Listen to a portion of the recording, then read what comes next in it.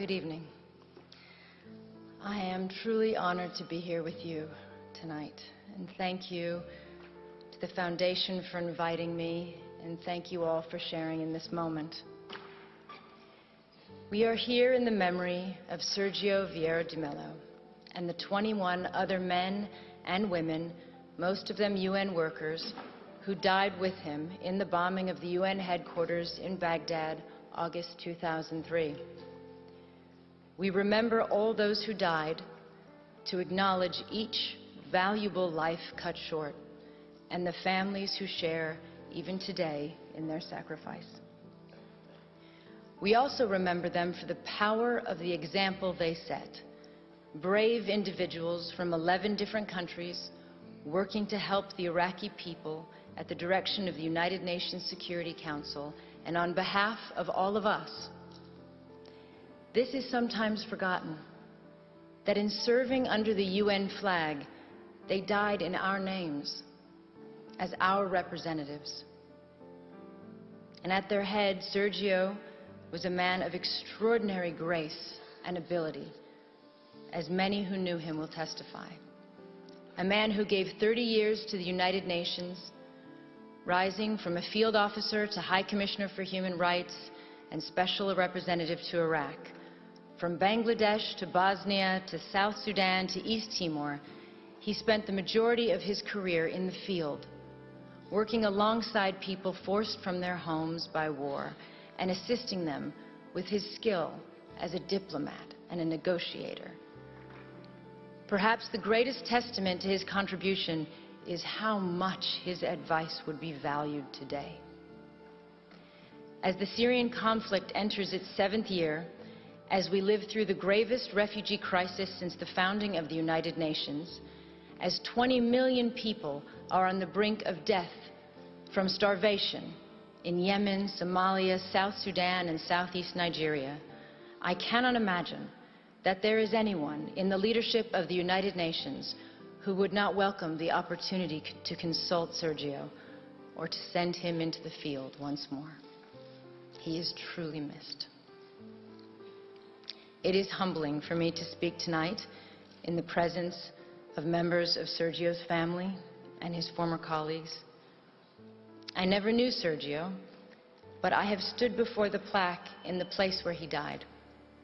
I felt profound sadness at the fact that the conflict in Iraq, the source of so much Iraqi suffering to this day, had claimed the lives of men and women whose only intention was to try to improve a desperate situation.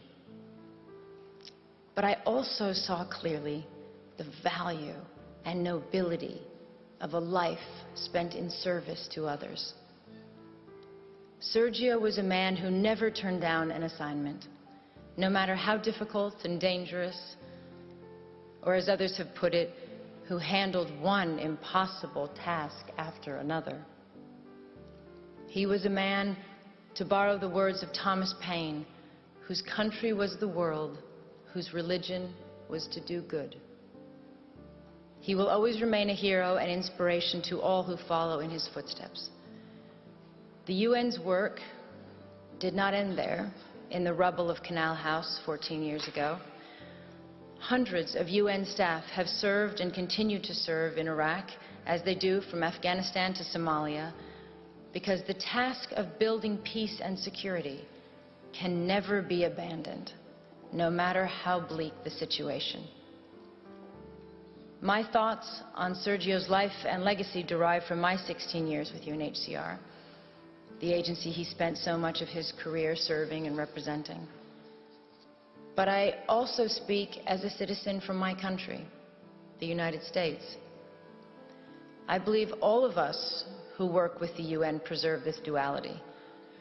The United Nations is not a country.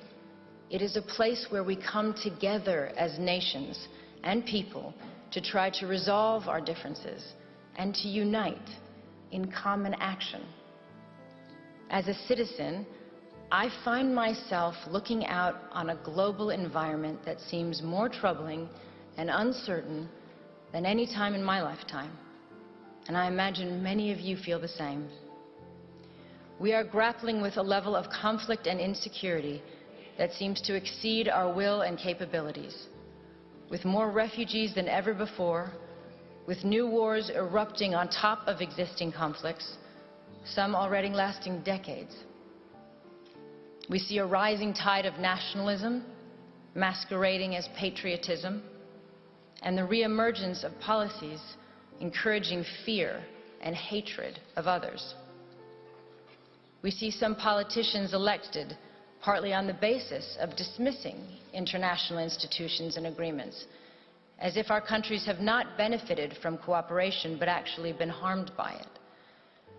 We hear some leaders talking as if some of our proudest achievements are in fact our biggest liabilities, whether it is the tradition of successfully integrating refugees into our societies or the institutions and treaties we have built rooted in law and human rights. We see nations that played a role, a proud role, in the founding of the International Criminal Court, withdrawing from it on the one hand, and on the other, we see arrest warrants for alleged war crimes issued but not implemented, and other crimes ignored altogether. We see a country like South Sudan, ushered by the international community into independence, and then largely abandoned, not by the UN agencies and NGOs, but effectively abandoned, without the massive support they need to make a success of sovereignty. And we see resolutions and laws on the protection of civilians and the use of chemical weapons, for instance, flouted repeatedly, and in some cases under the cover of Security Council vetoes, as in Syria. Many of these things are not new, but taken together and in the absence of strong international leadership, they are deeply worrying. When we consider this, all of this and more, as citizens, what is our answer? Do we, as some would encourage us to think, turn our backs on the world and hope that the storm will pass? Or do we strengthen our commitment to diplomacy and to the United Nations? I strongly believe there is only one choice, demanded by reason as well as by conscience, which is the hard work of diplomacy and negotiation and reform of the UN. This is not to say that in any way this is an easy road, and there are reasons for people to feel insecure today. The level of conflict and lack of solutions, combined with the fear of terrorism, the reality that globalization has brought vast benefits to some and worsened the lot for others, the sense of disconnect between citizens and governments, or in some countries the lack of governance, the overall feeling that for all our gains in technology and connectedness, the less we are in control of forces shaping our lives. All these factors and more have contributed to a sense of a world out of balance. And there are no easy answers. And despite the millions of people who have lifted themselves out of poverty in our lifetime, the difference between the lives of those of us born in wealthy, democratic societies and those born into slums and refugee camps in the world is a profound injustice. We see it, and we know it's wrong at a simple human level. That inequality is contributing to instability, conflict, and migration, as well as to the sense that the international system serves the few at the expense of the many. But again, what is our answer as citizens? Do we withdraw from the world where before we felt a responsibility to be part of the solutions? I am a proud American, and I am an internationalist. I believe anyone committed to human rights is. It means seeing the world with a sense of fairness and humility and recognizing our own humanity in the struggles of others. It stems from a love of one's country, but not at the expense of others. From patriotism, but not from narrow nationalism. It includes the view that success isn't being greater than others, but finding your place in a world where others succeed too. And that a strong nation, like a strong person, helps others to rise up and be independent. It is the spirit that made possible the creation of the UN. Out of the rubble and ruin and 60 million dead of World War II, so that even before the task of defeating Nazism was complete, that generation of wartime leaders was forging the UN. If governments and leaders are not keeping the flame of internationalism alive, then as citizens, we must.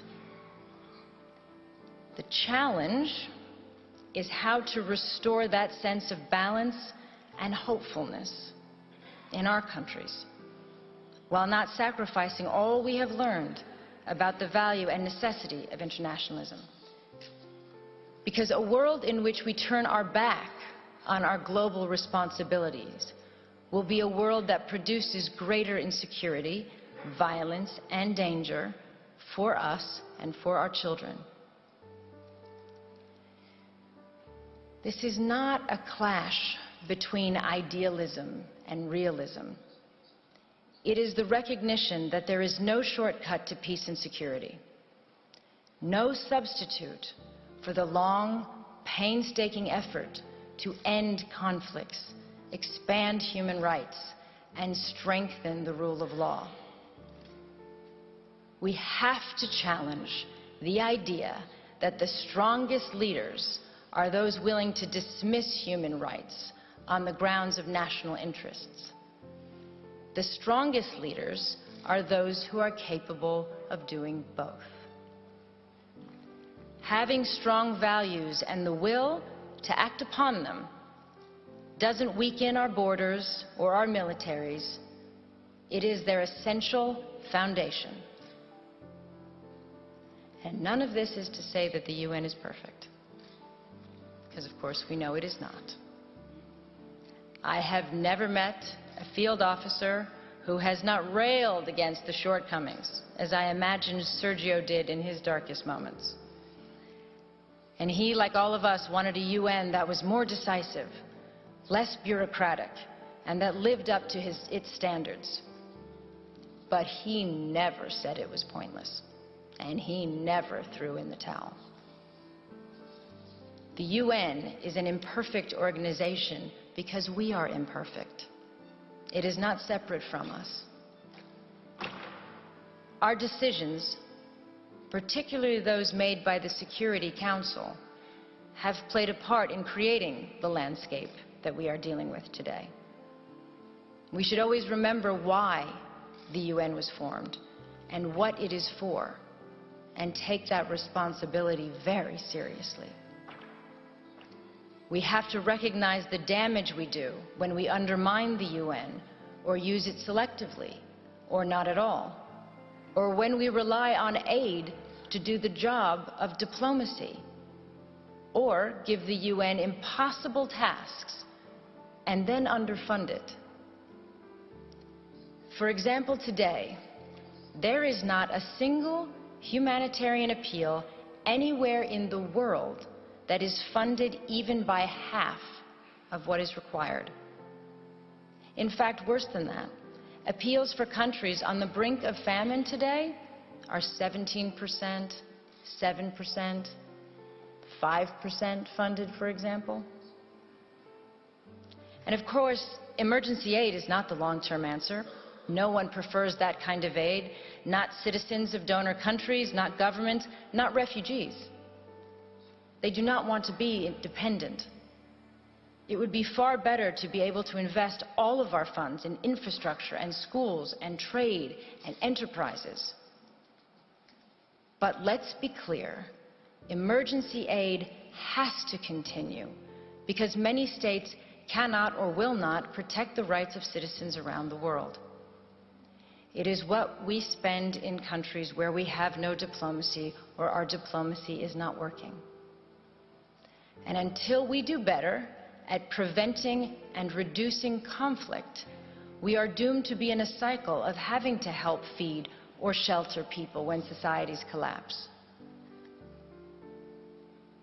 As another legendary UN leader who was also killed in the line of duty, Dag Hammarskjöld, said, "Everything will be all right."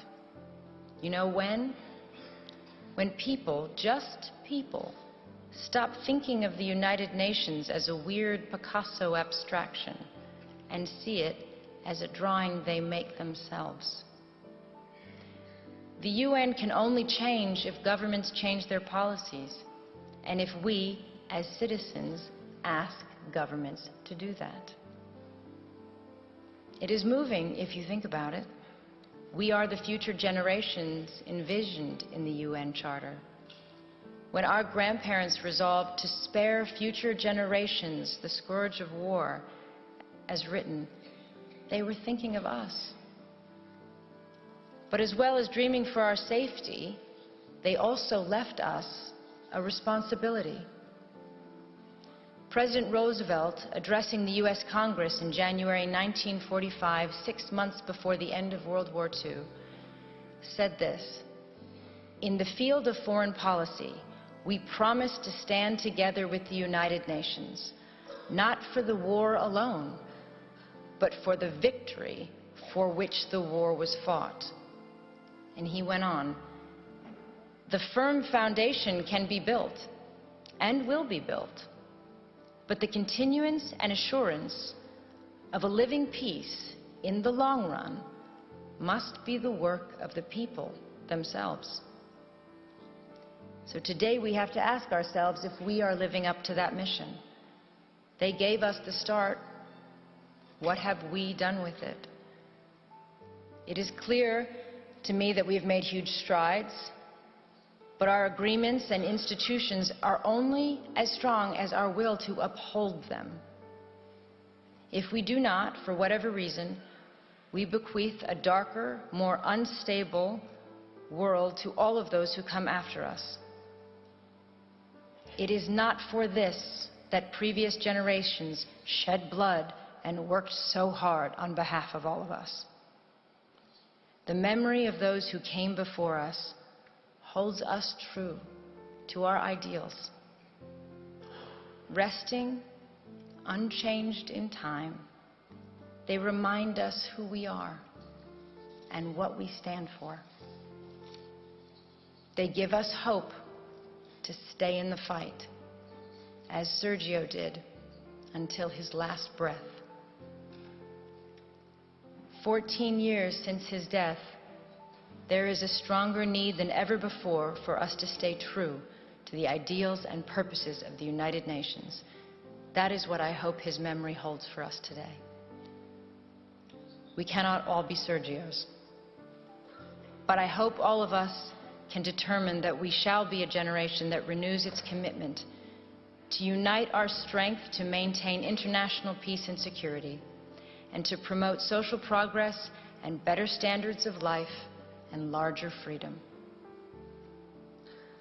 But in the final analysis, if we do not, even if that level of vision eludes us, and we continue to simply manage rather than overcome our generation's challenges, we just have to keep working determinedly, patiently, and you can be certain that as you do, that you follow the example of one of the UN's finest sons, and that to do even a little of his good, to apply ourselves to the work he left unfinished in whatever way we can, is a worthy task for all of us.